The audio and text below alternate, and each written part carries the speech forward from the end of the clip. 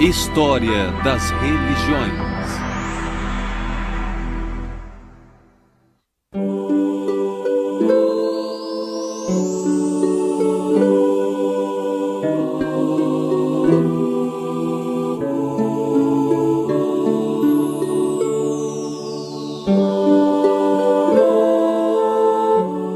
Cristianismo ortodoxo e catolicismo romano.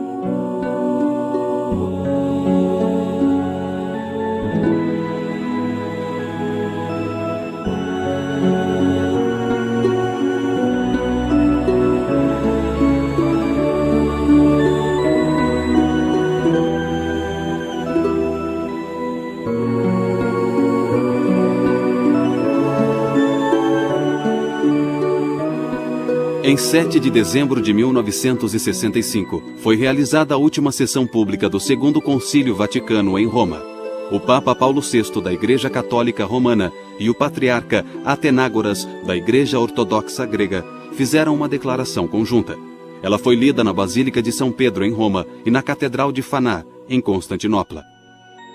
A declaração proclamava que a excomunhão mútua entre as duas grandes igrejas, decretada no ano 1054, havia sido revogada.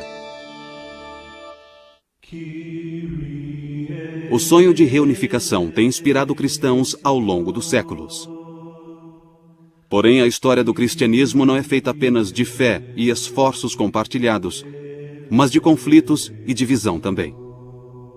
Por causa deste e de vários outros conflitos internos, o cristianismo não é, e geralmente não tem sido, o nome de uma única religião. Mas cristãos de todo o mundo compartilham certas crenças fundamentais sobre Deus, Jesus Cristo e o lugar dos humanos no universo. Devemos examinar as 3 divisões principais da fé cristã para compreender o cristianismo de hoje. Elas são as igrejas ortodoxas orientais, a Igreja Católica Romana e as várias igrejas protestantes. Mas essa classificação não é completa. Há pequenas comunidades cristãs, principalmente na Ásia Menor e na África, que se tornaram independentes no século V depois de Cristo. Aliás, dizendo depois de Cristo, contamos os anos justamente a partir do nascimento de Jesus Cristo. Durante os séculos, cada divisão do cristianismo considera-se a única representante da verdadeira fé cristã pregada por Jesus. Proclamando ser a verdadeira fé ou não, a história da Igreja Católica e da Ortodoxa sempre estiveram ligadas. Nenhuma das duas pode ser entendida separadamente da outra. A palavra ortodoxo significa fé correta e culto correto, ou fé verdadeira e culto verdadeiro.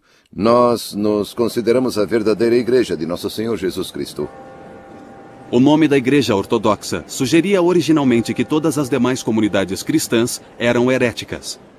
A palavra católica significa universal e indicava originalmente que os outros cristãos haviam, de alguma forma, se separado da única Igreja Universal. Cristãos ortodoxos e católicos romanos estão separados historicamente não apenas por essas alegações, mas também por diferenças de crença, espiritualidade e cultura. Mas principalmente as duas igrejas estão separadas pela doutrina católica de que o bispo de Roma, conhecido como Papa, deve ser reconhecido como líder de todos os cristãos. Mas o cristianismo católico e o ortodoxo são muito similares em certos aspectos de organização e em suas crenças básicas. Ambos têm uma estrutura episcopal, ou seja, ambos são organizados em torno de uma rede de bispos. Todo bispo católico ou ortodoxo é responsável por uma comunidade local de igrejas numa área ou diocese específica. A vida religiosa nas igrejas gira em torno da liturgia, ou missa, onde a última ceia de Jesus Cristo é reencenada. Pão e vinho, considerados o corpo e o sangue de Cristo, são ingeridos pelos fiéis. A história do cristianismo não pode ser separada da história do povo judeu. Jesus nasceu numa sociedade hebraica, cuja origem remonta a uma comunidade de escravos dos egípcios. As escrituras judaicas relatam que eles foram libertados por Deus e que foram levados guiados por Moisés e depois por seus sucessores à terra prometida de Canaã. Os judeus ainda comemoram sua independência política e sua grandeza sob a liderança do rei Davi. Mas por muitos séculos, Israel foi uma nação cativa. Primeiro dos assírios, depois dos babilônios, dos persas, dos gregos e, finalmente, dos romanos. Quando Jesus começou seu ministério público, o povo judeu já esperava a vinda iminente do Messias. Eles achavam que o Messias libertaria os judeus do domínio político dos romanos e levaria o povo judeu a um novo nível de devoção na prática da lei de Deus. Jesus era um entre muitos pregadores itinerantes a dizer que Deus estava para libertar Israel e vir reinar visivelmente na terra. Ele pediu que Israel se arrependesse e se emendasse à luz dessa esperança. Esse é o âmago do que é o cristianismo. O fim do ministério público de Jesus, após todas as curas e ensinamentos e todos esses acontecimentos, tudo culmina com sua viagem final a Jerusalém para a Páscoa. E as últimas coisas que ele faz, a última ceia, com a instituição da Eucaristia, na Quinta-feira Santa. E depois a noite em que é preso. No dia seguinte, ele é julgado, torturado e crucificado. Ele morre na tarde da sexta-feira. Ele é retirado da cruz antes do entardecer, porque é o dia sagrado da Páscoa e é sabá. A lei judaica proibia deixar os corpos pendurados daquele jeito. Então ele foi colocado em seu túmulo e depois do pôr do sol, na noite de sábado, ele retornou dos mortos. O mistério pascal é essa combinação maravilhosa da morte e da ressurreição de Cristo. É uma revelação completa de quem Ele é e daquilo que Deus quer que nós sejamos. De fato, a morte de Jesus ofereceu a esperança que tem atraído milhões de seguidores por aproximadamente 2000 anos.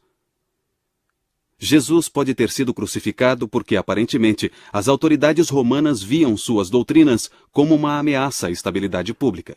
O cristianismo, a princípio, era uma religião judaica. Era simplesmente mais uma divisão do próprio judaísmo. Era como os fariseus, os saduceus e outros.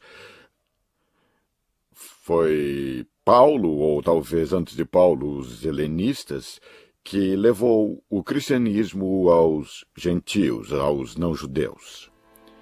A missão entre os gentios logo achou um campeão incansável, um judeu da Ásia Menor, Saulo de Tarso.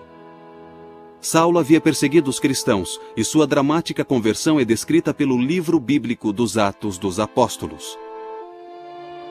Saulo, Saulo, por que me persegues? Eu sou Jesus, a quem tu persegues. Mas levanta e entra na cidade, e te dirão o que deve fazer. Saulo passou a ser chamado de Paulo. Através de seu incansável trabalho missionário e do de muitos outros homens e mulheres, a comunidade cristã rapidamente cresceu na região do Mediterrâneo. A igreja que nascia logo enfrentaria seu primeiro grande desafio. Os gentios convertidos deveriam mesmo ser circuncidados? A circuncisão simbolizava fisicamente a antiga aliança dos judeus com seu Deus e era uma parte central da lei judaica. Muitos naquele tempo insistiam que todos os seguidores de Jesus deviam seguir todas as leis judaicas que Jesus viera consumar. Outros, principalmente Paulo, insistiam que o que salvava era apenas a fé em Cristo. Um novo cristão não é obrigado a assumir o fardo da lei judaica. No ano 49 d.C., os apóstolos e os líderes da igreja se reuniram para resolver a questão. Esse encontro seria conhecido como Concílio de Jerusalém. Sua decisão foi anunciada numa carta aberta aos gentios convertidos da Ásia Menor. Os gentios convertidos seguiriam apenas as leis judaicas básicas e não precisariam ser circuncidados. Por séculos, o Templo de Jerusalém fora o centro da vida judaica. Mas no século I d.C., houve várias revoltas judaicas contra a autoridade romana. E no ano 70 d.C., o templo foi destruído pelos romanos. Essa perda cataclísmica foi seguida por uma segunda revolta comandada pelo líder messiânico judeu, Simon Bar Kokhba. Em 135 d.C., o imperador romano Adriano ordenou que todos os judeus saíssem da cidade santa de Jerusalém e proibiu que retornassem, sob pena de morte. Para os cristãos, era uma confirmação clara de que Deus havia escolhido transferir suas promessas para a chamada Nova Israel, os seguidores de Cristo. A igreja primitiva se tornara ainda mais independente da cultura judaica. Os cristãos tinham uma relação tensa e estranha com o povo judeu. Com o tempo, isso criaria uma história trágica em que cristãos perseguiriam judeus. No século XX, esse precedente surtiria efeito no Holocausto.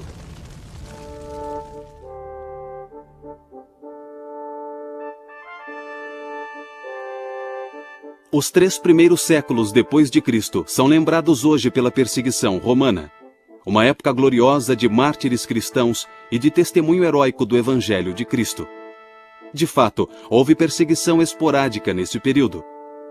Parece ter sido motivada por uma combinação de medo e de uma devoção genuína dos romanos a seus deuses pagãos. Os cristãos eram frequentemente acusados de imoralidade e desrespeito à antiga religião romana. Acusações de infanticídio, canibalismo, incesto eram disseminadas, entre outros, por um dos maiores filósofos de Roma, o filósofo estoico Fronto, que fora professor de Marco Aurélio, por volta do ano 150. Então, na verdade, as acusações contra os cristãos eram feitas por pessoas que já haviam decidido que eles eram uma ameaça política. Por isso, eles precisavam arrumar uma desculpa, pois as pessoas não enxergavam essa ameaça política. Os cristãos se recusavam a adorar os deuses romanos ou a queimar incenso para o imperador romano. Os cristãos viviam como eleitos de Deus num mundo hostil. Os mártires eram heróis a serem imitados. Realmente, sua fé e coragem impressionaram até mesmo o povo romano. Apesar das perseguições romanas, a maior ameaça à igreja dos primeiros tempos era um desafio espiritual. Os vários movimentos religiosos e filosóficos coletivamente chamados hoje de gnosticismo. Os gnósticos eram uma seita particular do cristianismo, sim. E eles exageravam a natureza espiritual dos seres humanos com a ideia de que haviam caído de um jeito ou de outro neste mundo material.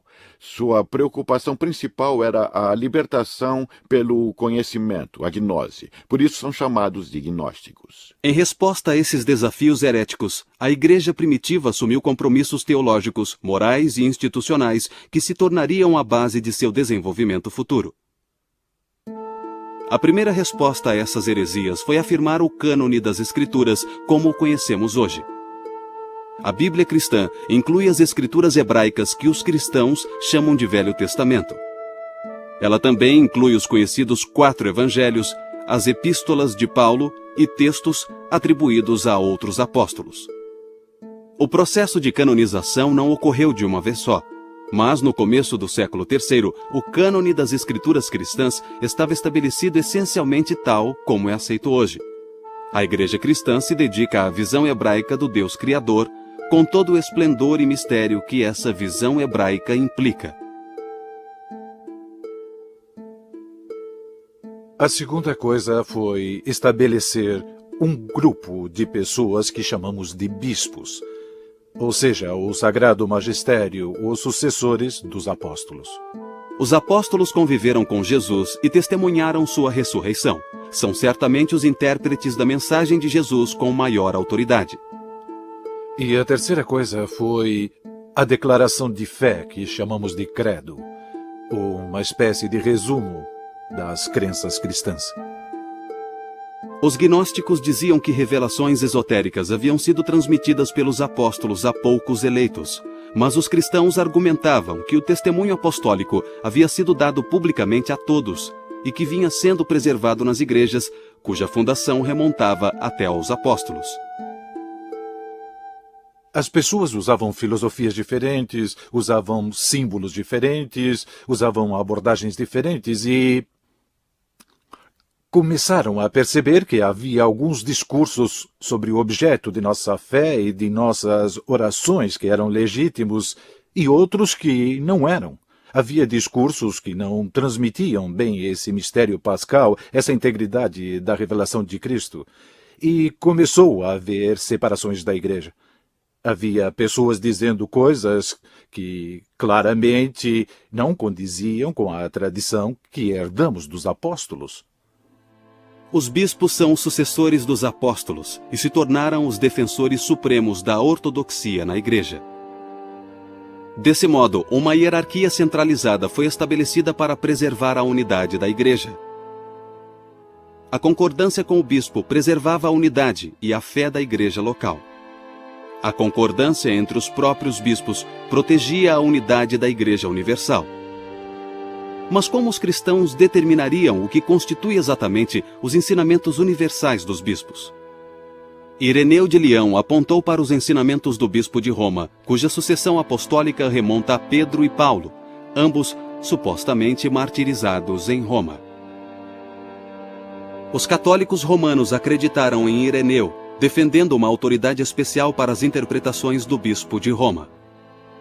Alguns católicos romanos alegariam mais tarde que esse bispo, agora chamado de Papa, é a suprema autoridade de toda a Igreja.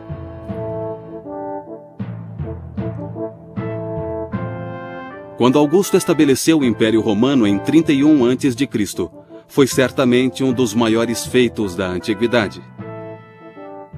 Mas seus planos de governo tinham falhas graves. Não havia uma regra clara para a sucessão no cargo de imperador de Roma. O império era periodicamente abalado por guerras civis e o governo imperial era cada vez mais dominado por militares romanos. Em 313, Constantino tornou-se co-imperador com Licínio, o soberano das províncias do Danúbio. Mas em 324, Constantino derrotou Licínio e proclamou-se o único imperador. O império tinha novamente um governo relativamente estável, mas a relevância da vitória de Constantino vai além de seus efeitos imediatos. Constantino tornara-se cristão em 312, e esse fato determinaria o futuro tanto do Império Romano como da Igreja. Eusébio, historiador e bispo de Cesareia, conta que o próprio Constantino lhe falou da visão milagrosa que o converteu ao cristianismo. Constantino contou que teve a visão na véspera da batalha da Ponte Milvio, em que derrotou seu rival, Maxêncio, e assumiu o controle da cidade de Roma. Constantino fez então um estandarte com ouro e pedras preciosas, formando a imagem da cruz, e o quirô, o monograma grego de Cristo. Com tal estandarte à frente de seus exércitos, Constantino combateu Maxêncio e venceu.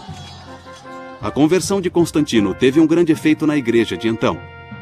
Quase da noite para o dia, os cristãos passaram das agonias e glórias da perseguição ao agradável status de companheiros de fé do grande imperador Constantino. Essa mudança trouxe novas liberdades e novas responsabilidades à medida que os cristãos entravam na vida pública do Império Romano. Acredita-se que Constantino teve então outro sonho enviado por Deus quando, em 324, fundou uma cidade às margens do rio Bósforo, no local da antiga Bizâncio. Ele chamou a cidade de Constantinopla. Em 330, a nova cidade estava pronta, e Constantino transferiu a capital do Império Romano de Roma para Constantinopla. Isso levou a uma divisão gradual do Império Romano. A separação seria formalizada em 364, mais de 3 décadas após a mudança. O Império dividido acabaria separando também a Igreja Ortodoxa da Igreja Católica Romana. Mais imediatamente, Constantino deu à Igreja um necessário período de paz e segurança. Os líderes cristãos podiam voltar sua atenção às questões doutrinárias, especialmente as ligadas à mais importante figura na história cristã, Jesus de Nazaré. Os primeiros cristãos não sabiam claramente como falar de Jesus e sua relação com Deus, a quem ele chamava de Pai. Pareciam claras as evidências da Escritura de que Jesus era mais que um homem bom, mais que um grande profeta ou um mestre, e taumaturgo inspirado. Até o século IV, a maioria dos cristãos acreditava que o homem Jesus era a encarnação daquilo que chamavam de Logos de Deus. Logos de Deus significa simplesmente Verbo de Deus. O Logos era muitas vezes identificado com o Filho de Deus Pai. Muitas pessoas se tornaram cristãs não porque acreditavam em Cristo, embora possam ter acreditado nele, mas porque estava na moda, o imperador favorecia o cristianismo. Muitos não deixaram seu paganismo de lado. Eles tentaram, na falta de outra palavra, uni-lo às práticas cristãs, o paganismo e o cristianismo. E ao fazerem isso, o que aconteceu foi que eles resolveram que Cristo não poderia ser o Filho de Deus. O antigo Deus grego deles não podia estar diretamente ligado a esse mundo, pois isso significaria necessidade, e Deus não precisa de nada. Então um padre de Alexandria, da igreja de Alexandria, juntou tudo isso e disse que Cristo não poderia ser realmente o Filho de Deus. Ele era um ser glorificado melhor do que nós, mas era uma criatura. Esse padre se chamava Ário e era muito inteligente. Foi o início dos hinos da igreja. Ário ensinava jingles sobre Cristo não ser o Filho de Deus ou sobre nem sempre ter existido, a marinheiros, etc. E essas pessoas espalhavam as ideias. Atanásio apareceu e demonstrou que o Logos é totalmente Deus, de modo que Jesus é Deus encarnado. O episcopado grego se dividiu em duas facções sobre a questão de o Logos ter sido gerado por Deus, como Ário disse, ou ser totalmente Deus, como Atanásio e outros disseram. Bem, quando havia um problema em uma igreja, que permanecia nessa igreja era um problema só dela. Mas o que houve com a heresia ariana, que negava a divindade de Cristo e dizia que houve um tempo em que ele não existiu, é que ela se espalhou de modo que a igreja toda teve que lidar com ela. Então Constantino, que consideramos santo, queria, é claro, um império unificado, e se houvesse problemas na igreja, também haveria problemas no império. Então ele decidiu convocar o que chamamos de Primeiro Concílio Ecumênico, uma assembleia com o maior número possível de bispos de toda a igreja. Claro que nem todos vieram, havia 318 bispos que se reuniram em Niceia, perto de Constantinopla, em 325 d.C., e fizeram o mesmo que os padres apostólicos, jejuaram, oraram e discutiram o que era certo. Eles definiram os primeiros artigos do Credo de Niceia, que declarava que Cristo foi gerado do Pai antes dos tempos, como diz a Bíblia.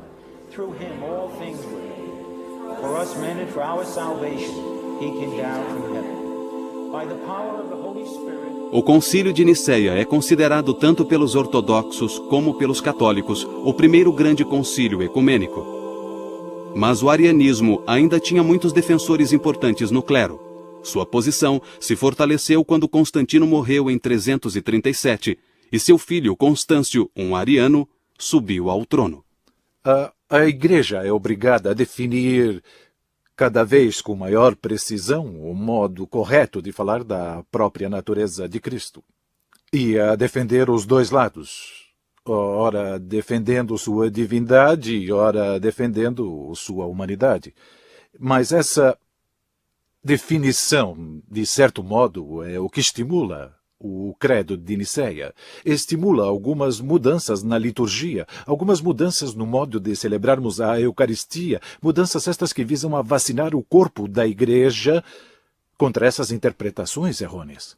O único meio que a igreja de lugares distantes tinha para resolver essas disputas era reunir todos os bispos em concílios, com bispos de todo o império. Existem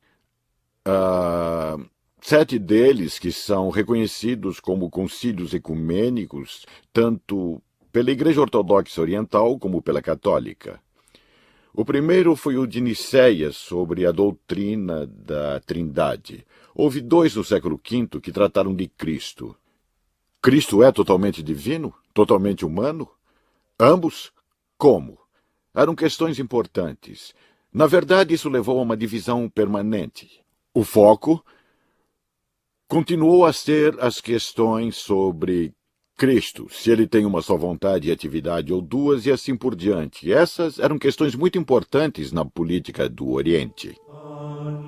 Finalmente, em 787, o segundo concílio de Niceia, desta vez sob a liderança da imperatriz Irene, afirmou que os ícones podiam ser usados no culto. Os decretos desses 7 concílios acabaram sendo reconhecidos pela maioria, embora não por todos os cristãos. Tornaram-se declarações definitivas da fé cristã. Os fundamentos da fé cristã, incluindo aí a definição de Niceia da encarnação de Deus em Jesus Cristo, já estavam definidos no fim do século VIII.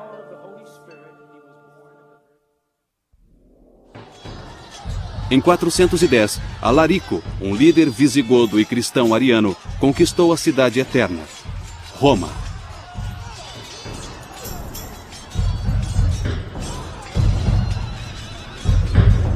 Praticamente tudo que trazia segurança, sentido e ordem à vida romana estava agora destruído. Esse evento cataclísmico exigia uma explicação teológica. Muitos romanos jogaram a culpa do desastre na conversão do império ao cristianismo. O grande teólogo ocidental Agostinho, bispo de Hipona, respondeu com uma interpretação teológica da história de Roma e da história do mundo, numa obra intitulada A Cidade de Deus. Ele gostava de citar uma passagem de Jeremias, a carta aos exilados na Babilônia, em que Jeremias diz a eles: procurem o bem-estar ou paz da cidade em que se encontram, e na paz da cidade encontrarão sua própria paz. Em outras palavras, Agostinho está mostrando a diferença entre valores religiosos e valores seculares, mas defendendo ambos. A queda de Roma foi um momento decisivo, tanto para a Igreja como para a sociedade como um todo. Mas sob vários aspectos, a vida não mudou muito depois de 410. O Oriente desfrutava de estabilidade social e política, e o Ocidente sofria com mais convulsão social e anarquia. Os 1000 anos de domínio romano terminaram, e não havia nenhuma autoridade política dominante. O bispo de Roma ganhou autoridade secular com o fim do Império no Ocidente durante o século V. O bispo de Roma torna-se o principal líder cívico. Nessa época, além disso, a Igreja controlava grandes quantias de fundos para ajudar os pobres e começou a receber donativos, terras para cultivo e assim por diante. Então, os bispos dos séculos IV e V eram muitas vezes famosos por usar esses recursos para conseguir aliados. Os bispos da Igreja Ocidental viam que em seu futuro estavam as próprias tribos que haviam destruído seu mundo. Assim, missionários levaram o Evangelho aos povos tribais da Europa, até a Alemanha. Em 800, o rei dos francos, Carlos Magno, subiu ao trono do Sacro Império Romano, que era uma união de pequenos feudos teutônicos. Parecia que a Europa havia encontrado outro Constantino que poderia unir toda a sociedade numa única federação cristã. Os reis francos eram aliados dos papas romanos. O próprio Papa Leão III coroou Carlos Magno imperador em uma cerimônia em Roma. Essa coroação de Carlos Magno abriu um precedente que influenciaria significativamente a relação entre Igreja e Estado na Europa Ocidental. Os papas estavam, na verdade, apostando no norte europeu e não em Constantinopla ao fazer essas novas alianças. Papas posteriores afirmariam que a autoridade imperial dependia da sanção do Papa.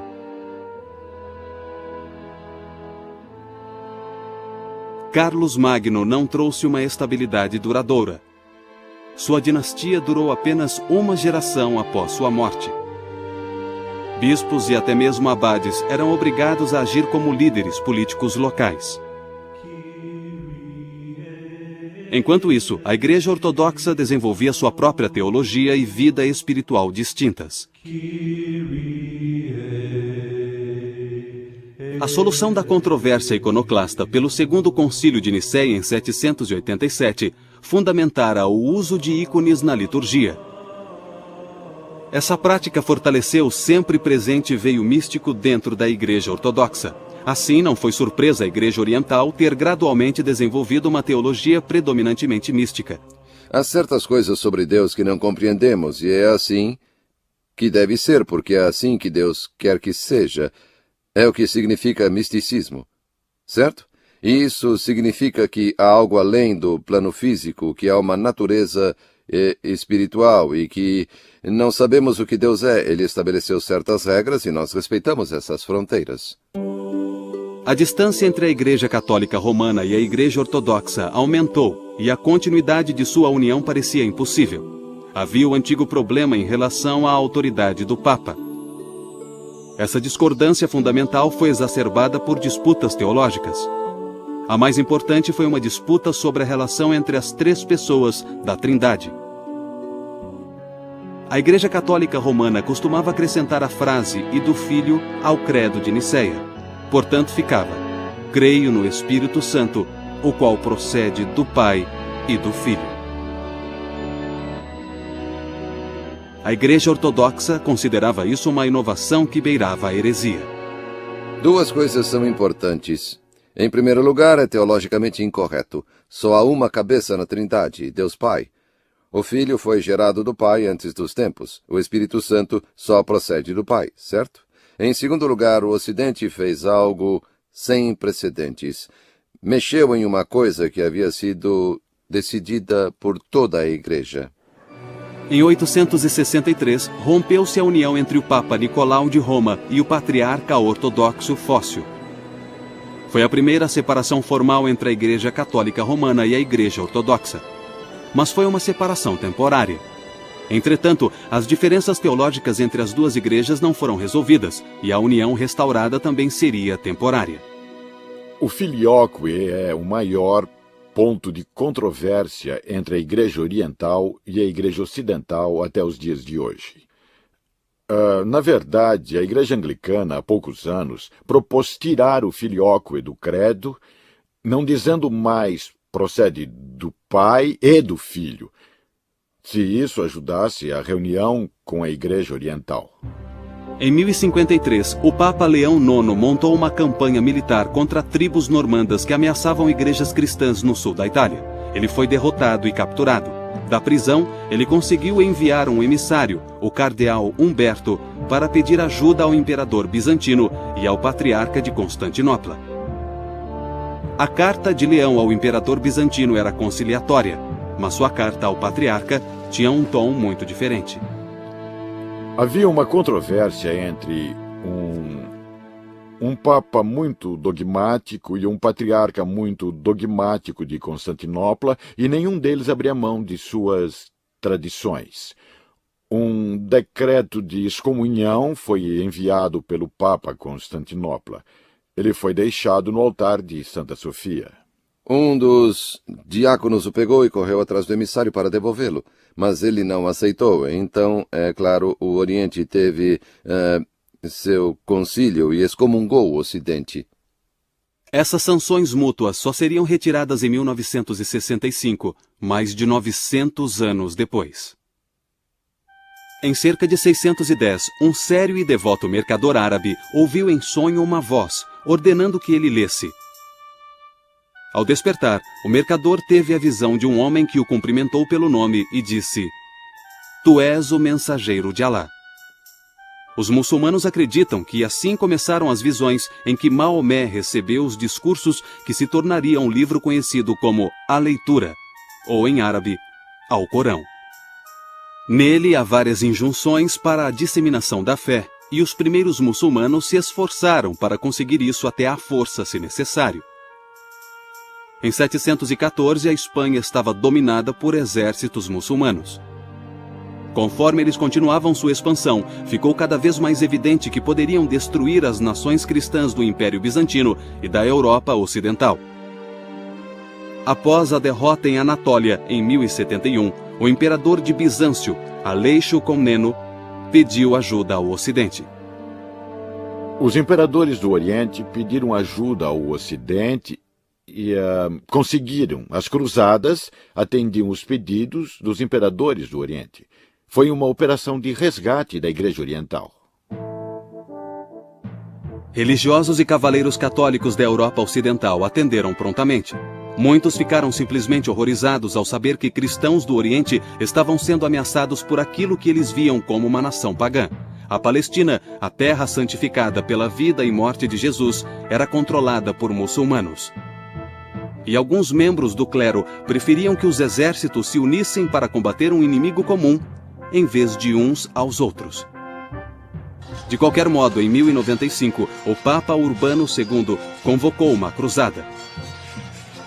Essa missão sagrada salvaria o cristianismo oriental e retomaria a Terra Santa do controle muçulmano.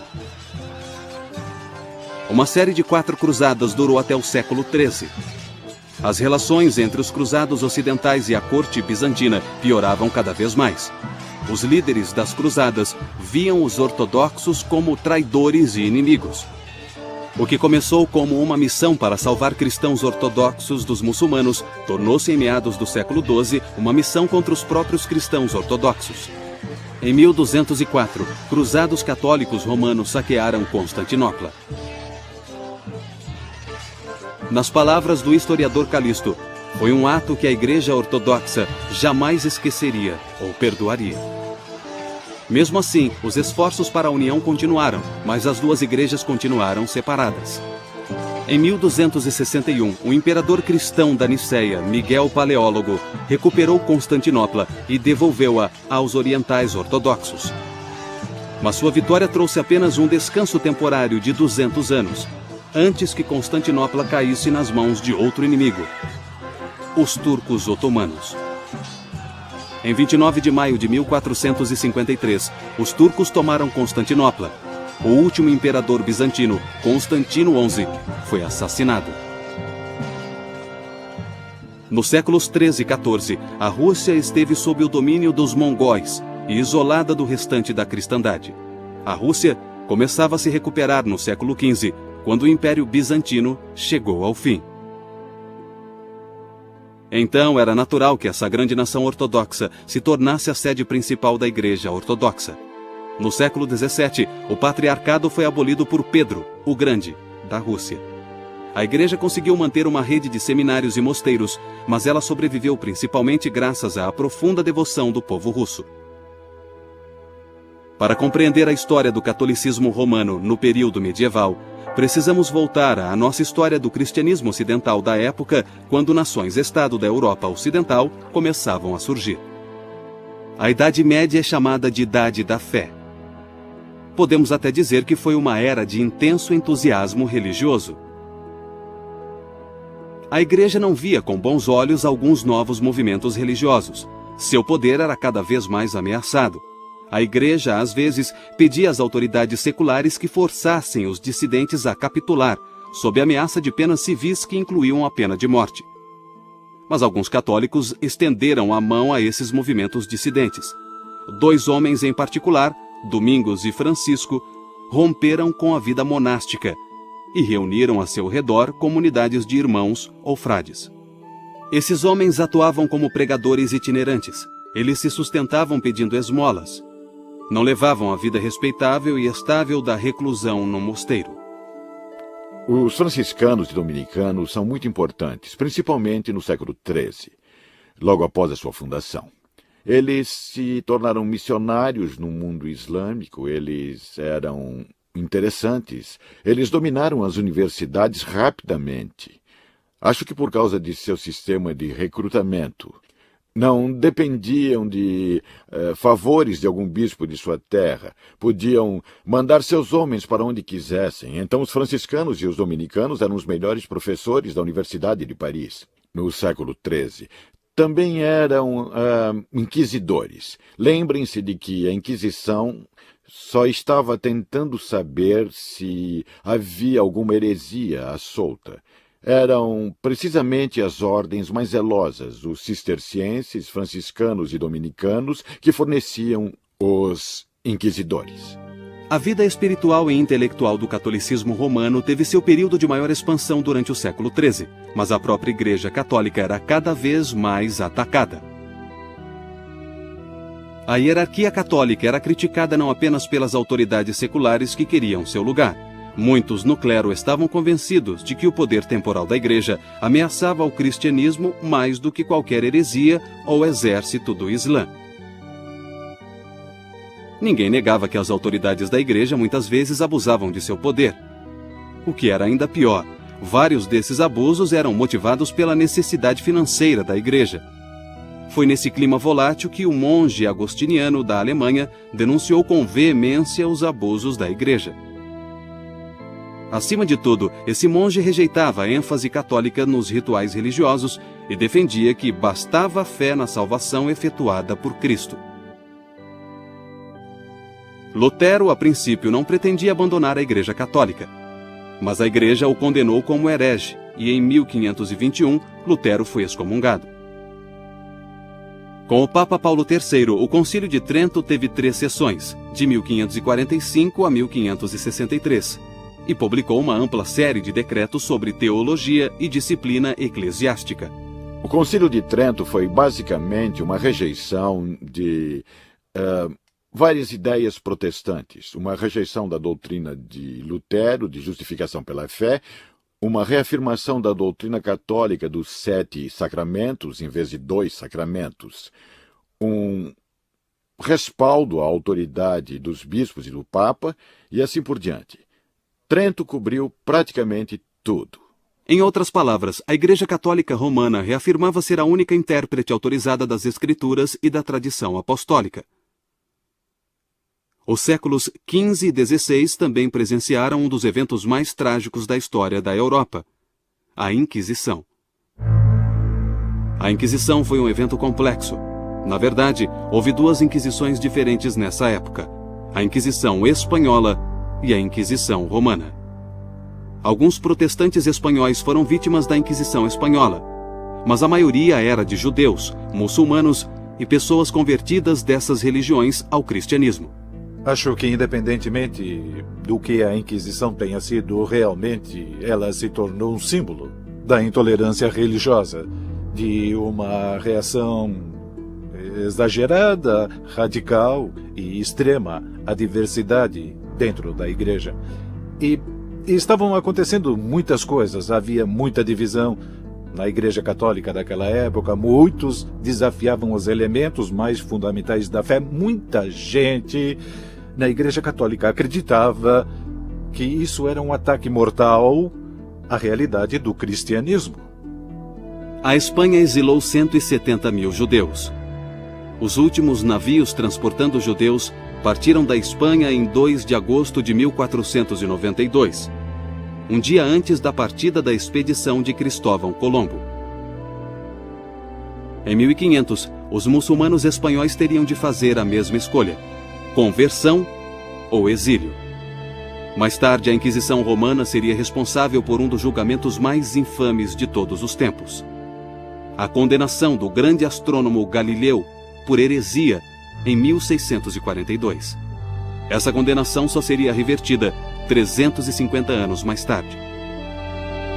Nos séculos seguintes, a Igreja Católica Romana tornou-se cada vez mais hierárquica. A autoridade centrou-se ainda mais no Papa. Essa tendência de centralização teve sua maior expressão no Primeiro Concílio Vaticano, realizado no Vaticano, em Roma, em 1870. Esse concílio, pela primeira vez, sancionou oficialmente a crença de que o Papa é infalível. Na verdade, o decreto é um pouco mais preciso. Diz que quando o Papa fala ex cátedra, formalmente, sobre questões de fé e moral, ele fala com aquela infalibilidade que Cristo quis que sua igreja tivesse. Na realidade, eles não estavam criando algo que não existia. Só estavam delimitando isso. No fim do século XIX, a Igreja Católica Oficial começou a surgir como líder na luta por justiça social para trabalhadores e pobres. As igrejas ortodoxas também viram novos movimentos teológicos nos séculos XIX e XX, na esperança de criar uma teologia cristã moderna. Na segunda metade do século XX, houve movimentos reformistas dentro da Igreja Católica Romana e da Igreja Ortodoxa. A Igreja Católica Romana tornou-se cada vez mais receptiva com aquilo que acredita ser bom no mundo moderno. Essa tendência foi expressa pelo Papa João XXIII, que só era Papa havia 3 meses, quando em 1959 anunciou seus planos de convocar um concílio ecumênico. 4 anos depois, em 11 de outubro de 1962, foi aberto o Segundo Concílio Vaticano. Há um novo espírito invadindo a Igreja Ortodoxa e a Igreja Católica Romana. E uma de suas expressões mais promissoras está nos esforços para reunir essas duas comunhões.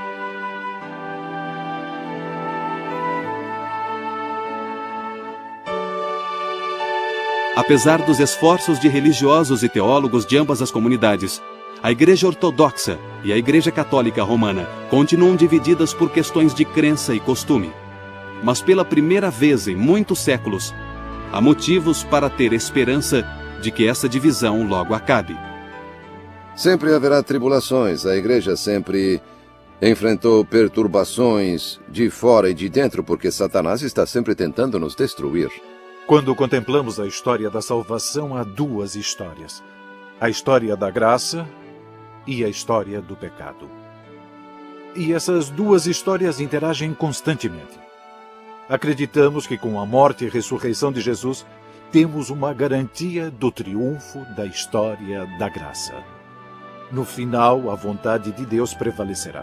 No final, o reino de Deus se estabelecerá e triunfará. No final, o mal será banido. Mas enquanto vivermos na história, estaremos vivendo com essas 2 histórias, a da graça e a do pecado.